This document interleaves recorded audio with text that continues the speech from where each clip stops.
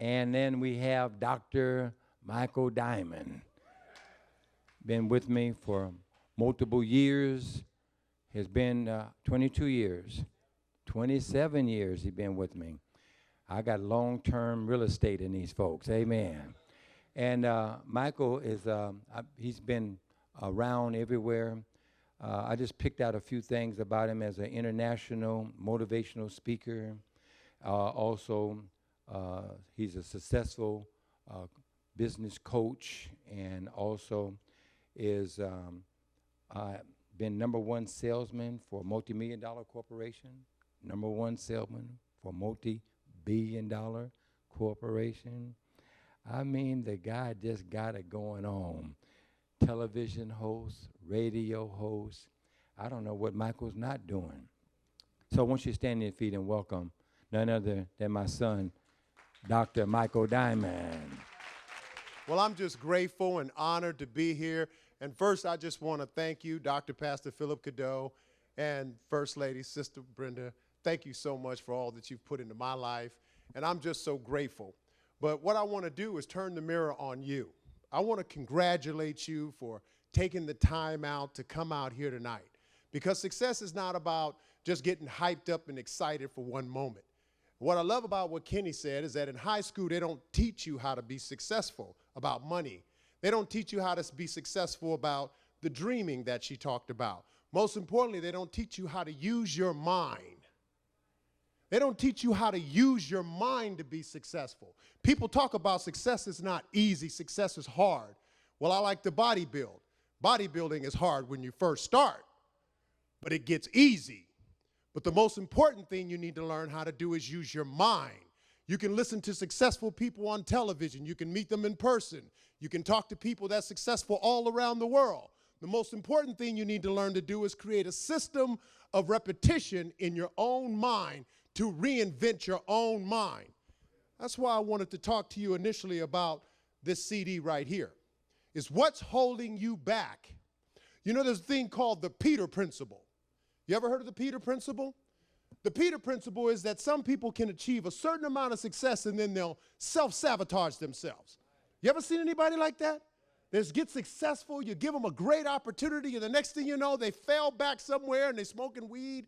They done fell out. They done fighting.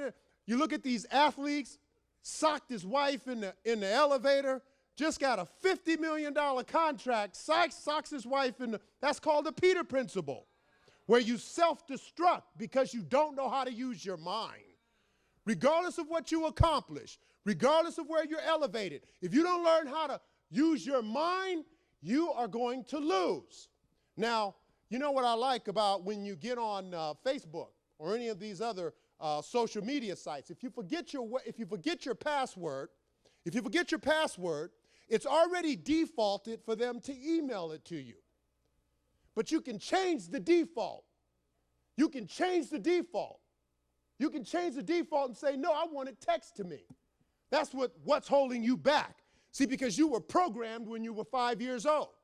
Psychologists say most of your habits, most of your behavior patterns, most of your psychological patterns were programmed to you when you were 5 years old. Maybe your mother had financial issues and you weren't aware of it. You were only 3 or 4 years old and she always talked about how she never could get ahead. And you wonder why you can't seem to ever get ahead. Or you become successful and somehow you fall back into some addictional problem because you haven't changed the default. You've got to learn what's holding you back. What I love about the Wright brothers, they weren't accredited. They didn't have the degrees.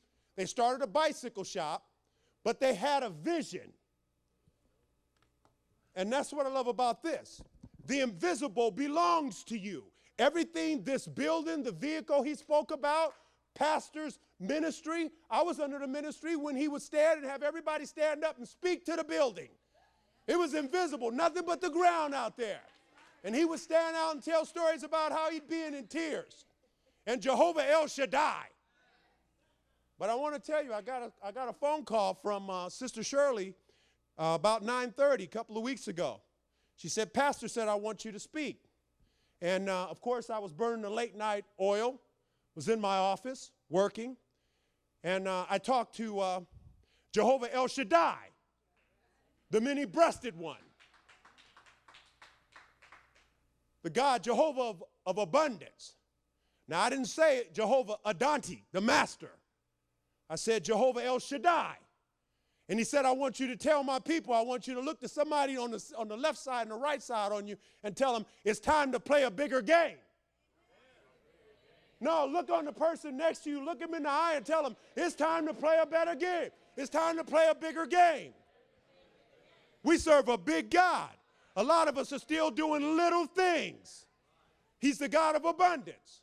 His all-sufficiency is more than capable of superseding all natural events. It's time for you to play a bigger game. You were made in the image of God, so it's time to play a bigger game. So now, the invisible belongs to you. The Wright brothers wouldn't give up. They went to North Carolina, and they failed 100 times. But failure's a part of the game. Failure's a part of the game. I take failure like vitamin pills. That's what I do. I pop a few in the morning. That's right. They failed 100 times. And then what they did is what you need to do in success. They started questioning the mathematical equations of flying. And they discovered, since the Wright brothers, the complete aeronautic mathematics were wrong. Now, since the Wright brothers, it hasn't changed since. It's time for you to change the game. So now what they did was what you need to do. They never gave up on the vision, and they crystallized the vision, and they understood that concept of crystallization.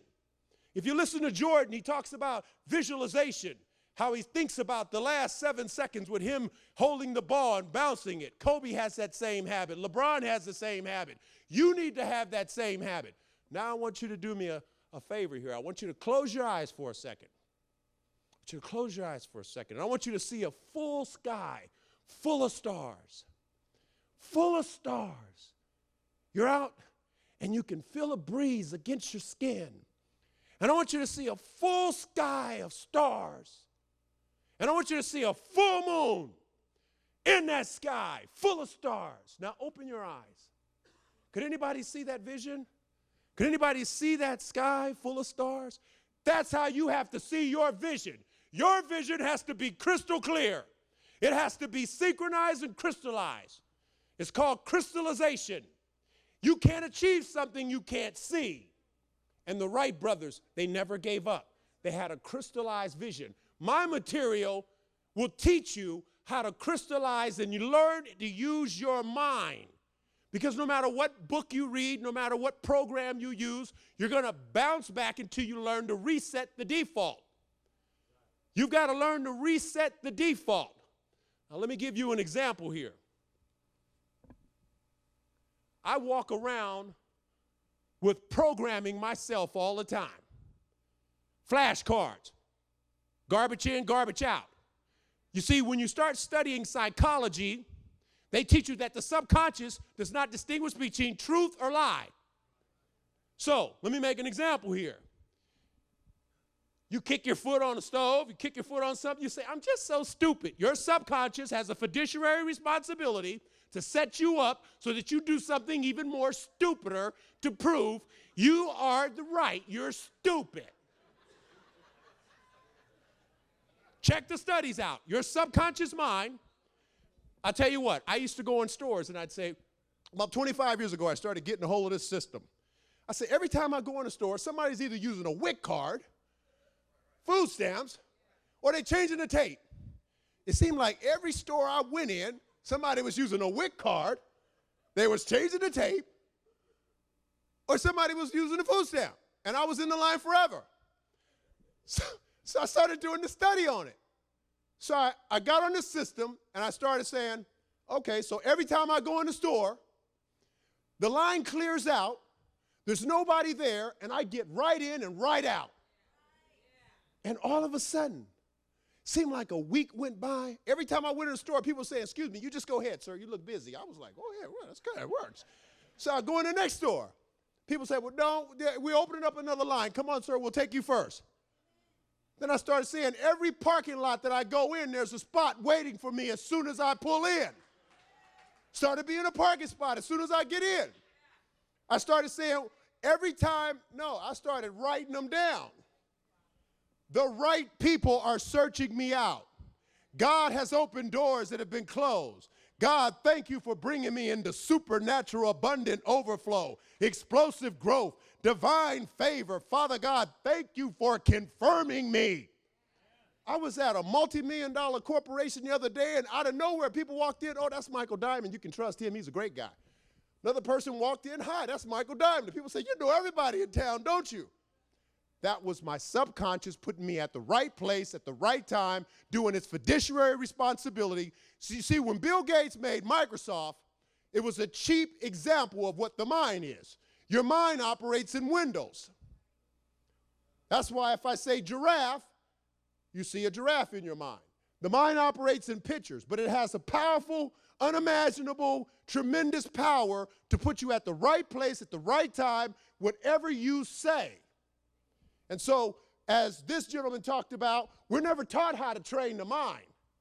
So unless you start reinventing your mind, you're going to continue to start businesses. How many people, by a show of hand, know people that have started a business, failed, started another business, went a few days, started another business, then started another business, never had any success out of any of them?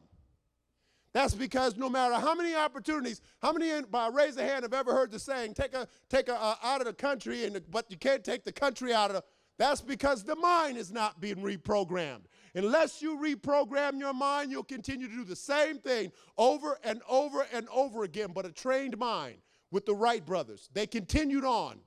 And on December 17th at 10:35 a.m., they took flight and flew for 800 yards and flew into future.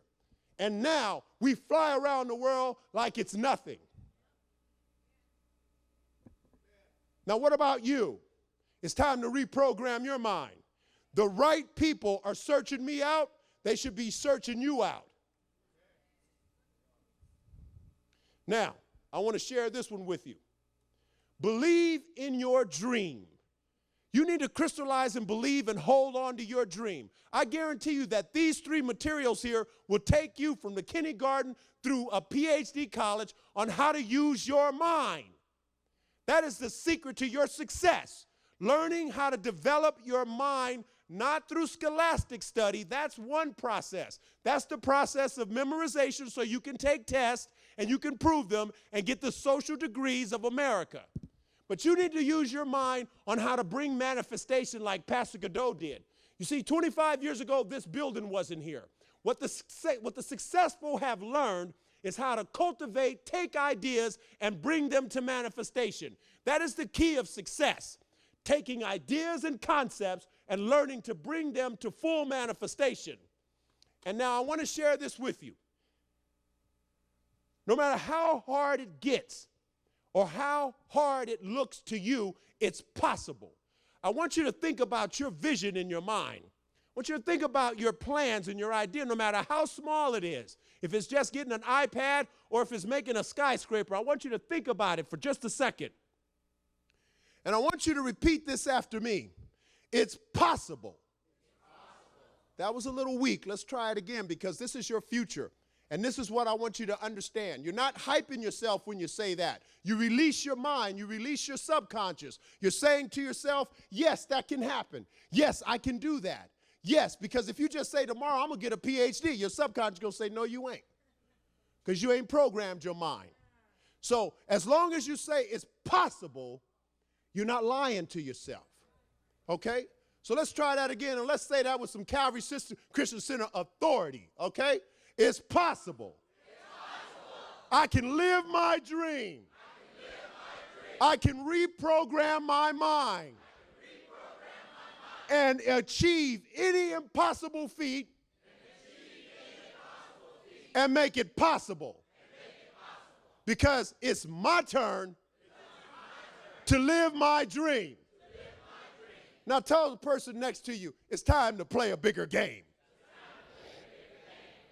This right here, what's holding you back, is the elementary through the PhD to releasing you from the defaults in your mind You don't have to do nothing special. Just put it in the CD, baby, and play it.